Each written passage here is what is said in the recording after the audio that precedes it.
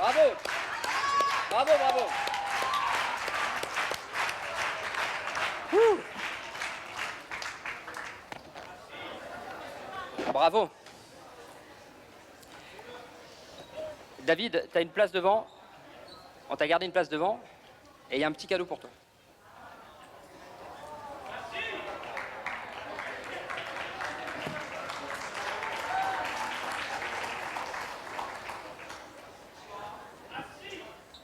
C'est en souvenir de nos réunions de bureau exécutif. Assieds-toi. C'est en souvenir de nos réunions du bureau exécutif et de beaucoup de réunions des écolos. Un carton de Vouch qui dit « Personne ne sortira de cette salle tant qu'on ne saura pas l'objet de la réunion et qui l'a convoqué. » Et justement, notre congrès s'achève. Voilà. Et c'est la preuve que le meilleur est jamais sûr et que le pire est pas davantage certain. Et qu'entre les deux, des fois, ça se joue à pas grand-chose, à quelques minutes ce matin. Et entre le pire et le meilleur, on avance, hésitant parfois sur la marche à suivre, mais déterminé pourtant, toujours, à prendre notre part du fardeau du monde. L'écologie, c'est le travail de Sisyphe. On pousse le rocher. Et 1000 fois, le rocher s'est échoué au pied de la colline de nos défaites.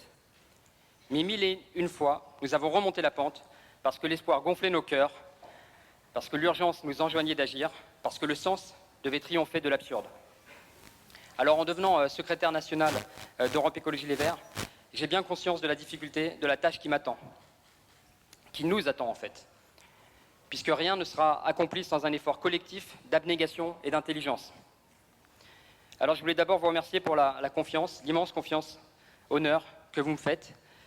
C'est un grand honneur et une belle responsabilité qui pèse maintenant sur mes épaules, lourdement, que de devoir animer et conduire notre mouvement dans la période qui vient. Vraiment, ça pèse là. Et à celles et ceux qui sont ici ce jour et qui ne font pas partie de ces 93%, je tends la main. On a besoin de vous. On a besoin de tout le monde. Oui, on peut s'applaudir. Merci. On a besoin de tout le monde pour réussir à mettre en œuvre la révolution de velours dont la planète a besoin. Pas un écologiste ne peut manquer à l'appel.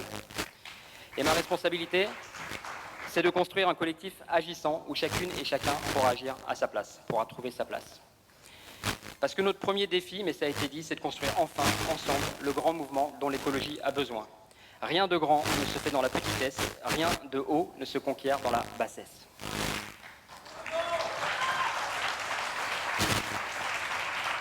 Alors je vous appelle, et je nous appelle, et je m'appelle, et je m'engage à renoncer à toute forme de mesquinerie, de chipotage, de mauvais esprit. Du bon esprit, oui, mais de bon esprit, non.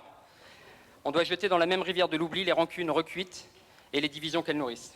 On doit être digne de l'espoir que des millions de citoyennes et de citoyens placent désormais en nous. On n'a plus le temps d'être médiocre. Un nouveau cycle s'ouvre.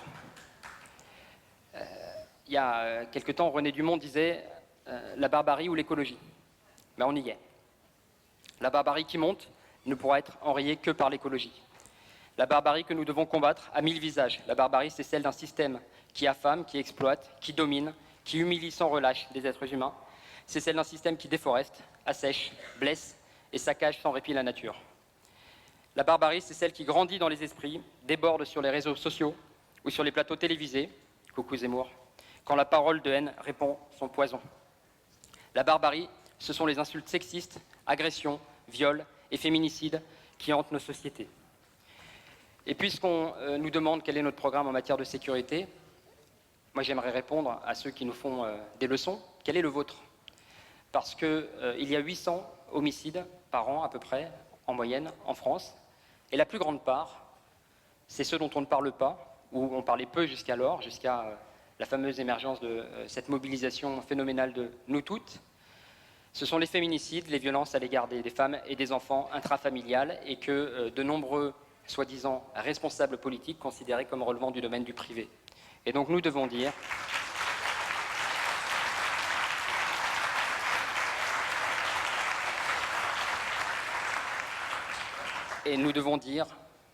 qu'un gouvernement qui ne prend pas ce sujet à bras-le-corps et qui considère qu'il en fait déjà assez n'est pas digne, tout simplement.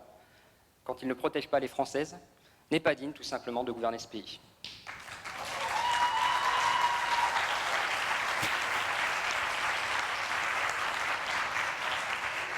Et la barbarie qui vient, c'est l'effondrement en cours, la destruction de la biodiversité, la menace du transhumanisme et l'oppression de la société de surveillance organisée par les GAFAM, qui ne payent pas ses impôts mais nous volent notre vie privée.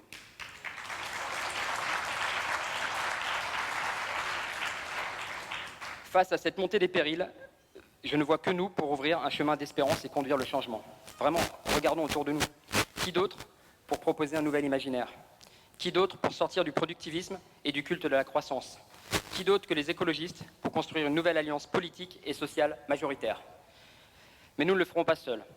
Nous devons travailler au rassemblement de toutes celles et ceux qui veulent que le système change pour que leur vie s'améliore. L'écologie est désormais un sujet de première importance dans presque toutes les catégories sociales, tous les âges, tous les territoires. C'est autour de l'écologie que se restructure le débat politique. Alors il nous faut bâtir une synthèse politique nouvelle. Elle ne sera pas le fruit d'accords entre les appareils. Elle ne proviendra pas du simple alignement de logos en bas d'une affiche. Elle ne pourra naître que d'une dynamique politique qui vise à redéfinir les frontières classiques de l'action militante. La nouvelle frontière que nous devons franchir, c'est celle de la participation citoyenne. Plus de 2 millions de personnes ont signé la pétition L'Affaire du siècle et je salue Marie Toussaint qui en est l'initiatrice. Nous avons rassemblé, je vous laisse un peu de temps pour applaudir Marie Toussaint. Nous avons rassemblé dans les urnes plus de 3 millions d'électrices et d'électeurs grâce à Yannick Jadot. Et maintenant, oui, on peut l'applaudir bien sûr aussi.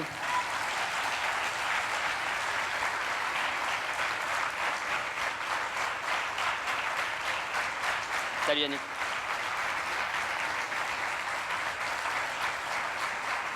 Et vous voyez, ces 2 millions, ces 3 millions de personnes, nous devons maintenant les mobiliser de manière permanente. Notre parti politique doit se distinguer des vieilles formations par sa capacité à faire de la participation politique le levier du changement. Vous connaissez l'adage, ce qui se fait sans nous se fait contre nous. Eh bien, ne faisons pas sans les gens, faisons avec eux.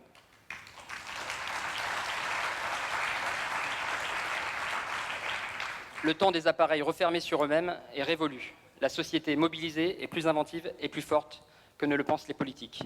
À leur manière, Extinction Rebellion, Greta Thunberg, Youth for Climate inventent une écologie qui part d'en bas.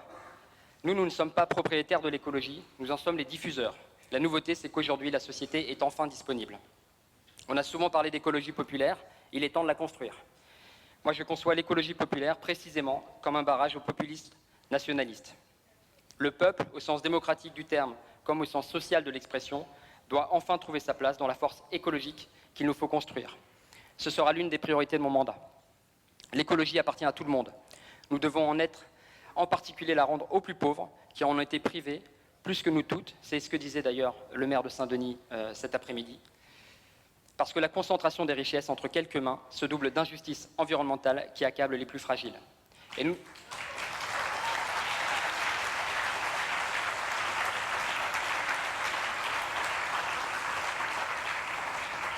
Et à cette double peine, nous devons répondre par le pouvoir d'agir.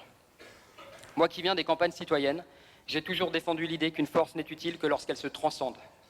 Un mouvement commence à peser réellement sur le cours des choses quand il se montre capable d'embrasser au-delà des convertis, d'aller chercher ce qui manque, d'entrer en relation avec des secteurs de la population qui n'ont pas forcément les mêmes préoccupations, mais qui partagent les mêmes aspirations. Nous devons devenir audibles auprès de celles et ceux qui, hier, ne nous écoutaient pas. Nous devons casser les barrières sociales, abandonner nos propres œillères pour construire enfin une écologie interclassiste.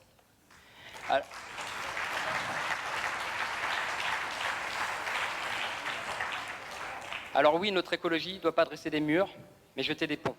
Elle ne doit pas donner des leçons, mais proposer des solutions. Elle ne doit pas excommunier, mais rassembler. Elle ne doit pas désespérer, mais enthousiasmer. On doit proposer à des millions de personnes de participer à la plus belle aventure qui soit, celle de la réinvention du monde pour le garder vivant.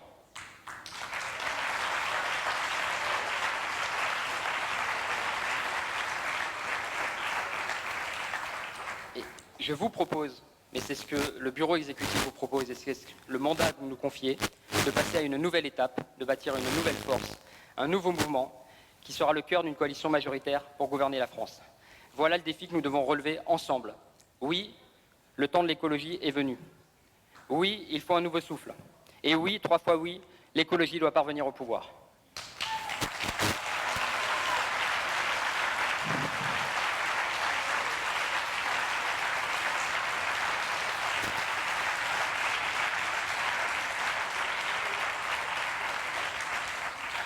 Alors, clairement, toute notre énergie est tournée vers les municipales, c'est l'étape clé. Et mon premier travail sera de tout faire pour que ces élections soient une réussite. Pour ça, on doit convaincre, convaincre, convaincre et convaincre. Très bien. Moi, je vous demande de vous engager sans réserve. Inlassablement, parcourez les rues de nos communes, frappez aux portes, argumentez avec ardeur et raison et le sourire. Et vous verrez que le succès nous sourira. On cite souvent Grenoble, Bègles ou Grande-Synthe. Eh bien, demain, on citera 2 nouvelles mairies, parce que 2 nouvelles mairies seront bientôt dirigées par des maires écologistes.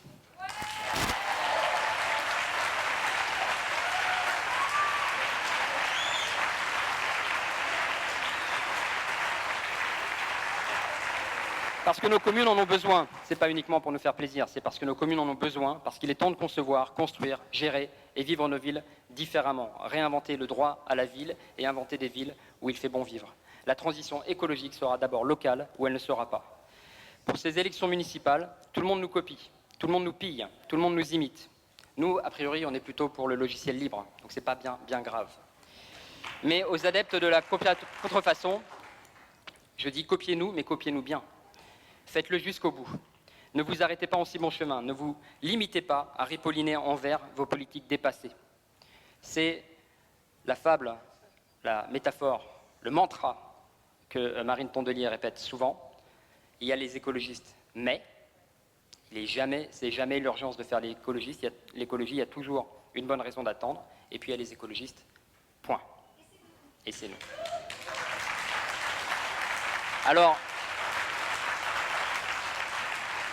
Alors, si vous copiez, changez de logiciel, point. Osez l'écologie, point. Mais osez-la vraiment, point. Et disons aux électrices et aux électeurs, très concrètement, si vous voulez l'écologie, votez pour les écologistes, point.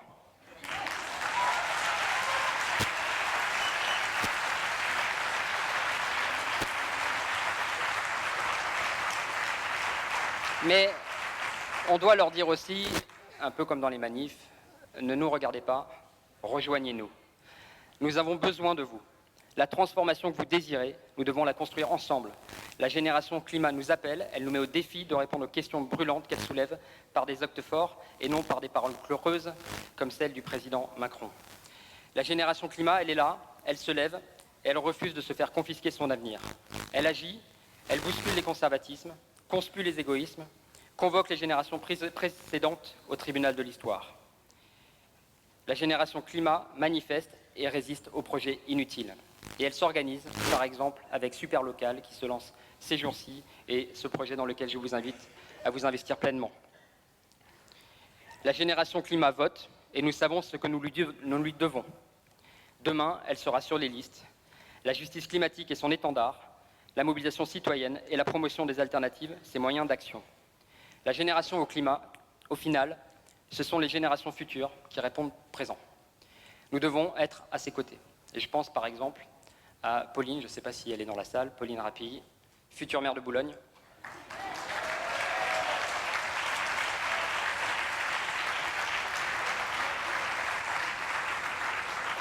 Et pardonne-moi Pauline, née après la chute du mur de Berlin et membre d'Extinction Rebellion. Force est de constater que ces nouvelles générations n'ont pas encore la représentation politique qu'elles méritent. Alors, moi je leur dis, influencer les décideurs, oui, très bien, c'est nécessaire. Mais ça ne suffit plus, il faut les remplacer. Alors là encore, rejoignez-nous. Et forcez-nous à changer, pitié. On a des défauts, plein, oui, absolument. Alors venez les corriger avec nous. Pour paraphraser l'abbé Pierre, il ne faut pas attendre qu'un mouvement politique soit parfait pour y commencer quelque chose de bien. Ce mouvement est le vôtre. On a une feuille de route chargée à mettre en œuvre pour que l'écologie devienne majoritaire. Aux européennes, nous avons réussi notre percée. Au municipal, il s'agit de réussir notre implantation durable et notre ancrage. Il faudra ensuite, pour les élections régionales, construire les rassemblements nécessaires pour que ces élections constituent le tremplin du changement et de la victoire de l'écologie. Et au terme de ce marathon électoral, la présidentielle. Et cette fois, il y aura une candidature verte.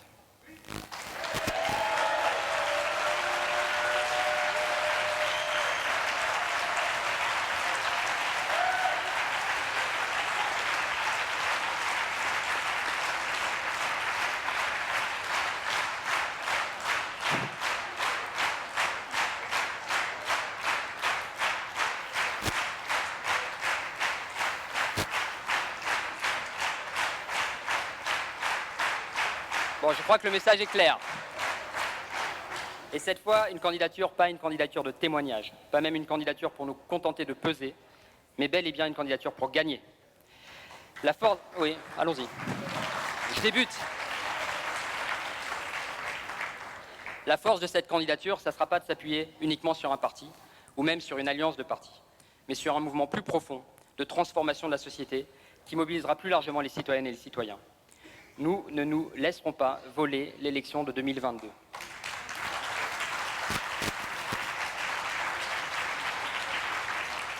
Merci.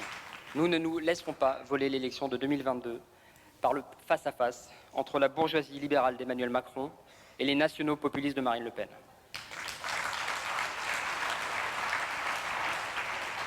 Il faut le dire très simplement, Macron, en persistant dans l'impasse, se fait marchepied de Marine Le Pen. On est sur la ligne d'alerte.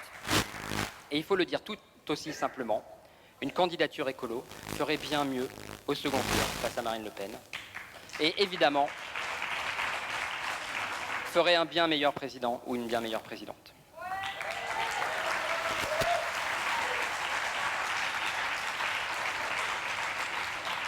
En 2022, nous devons être le mouvement qui rend possible l'alternative heureuse. Et moi, je vous promets de tout faire pour que nous soyons à l'heure et au rendez-vous de l'écologie. Il est plus temps d'attendre. Alors, mon mandat commence et mon discours s'achève, et ça s'achève par des merci. Merci aux anciens Verts qui ont tenu bon, on en a parlé, quand ça n'était pas populaire.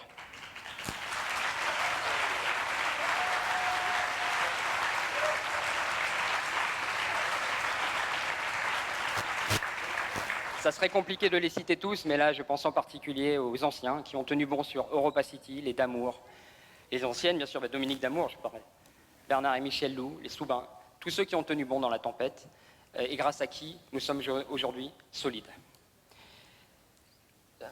À Cessenon, mon grand-père avait fait inscrire un dicton sur le flanc de sa mairie. Mon grand-père était maire. Respect aux anciens, confiance aux jeunes. Je pense que c'est tout simplement le dicton que nous devons faire nôtre.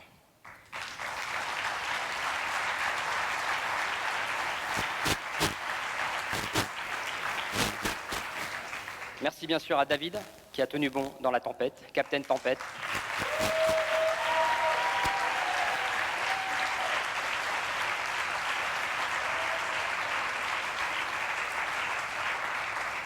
Un grand merci aux salariés du siège national.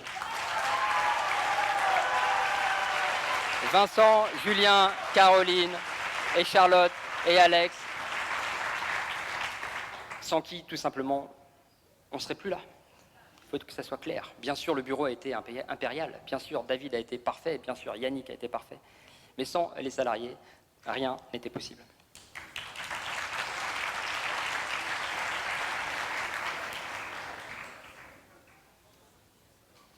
Merci à ces femmes puissantes qui animent notre mouvement, à ces sorcières, au bon sens du terme, à Sandra, à Esther, à Eva, à Marie, à Marine, à Charlotte, et aux futures mères, à Besançon, Anne Vigneault, à Strasbourg, avec Jeanne, à Nantes, avec Julie Laernouès, à Villeurbanne, avec Béatrice Vestillier. Et une élection qui sera particulièrement importante, puisqu'il s'agit de battre le Front National, à Perpignan, avec Agnès Langelin.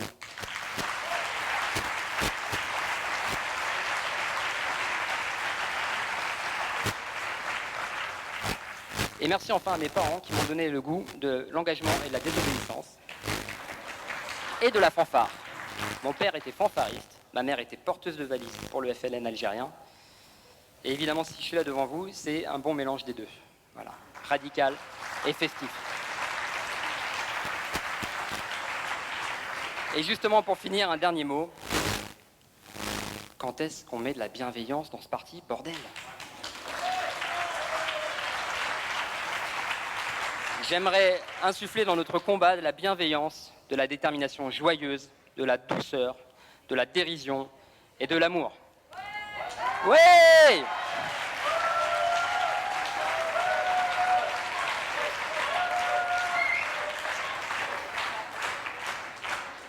Notre écologie est un combat, elle doit aussi devenir une fête. Il y a cette phrase qui dit « Si ta révolution ne sait pas danser, ne m'invite pas à ta révolution ». Je pensais que c'était le sous-commandant Marcos, mais à nouveau, c'est une femme, une révolutionnaire américaine, Emma Goldman. Si ta révolution ne sait pas danser, ne m'invite pas à ta révolution, eh bien, commençons les cours de danse.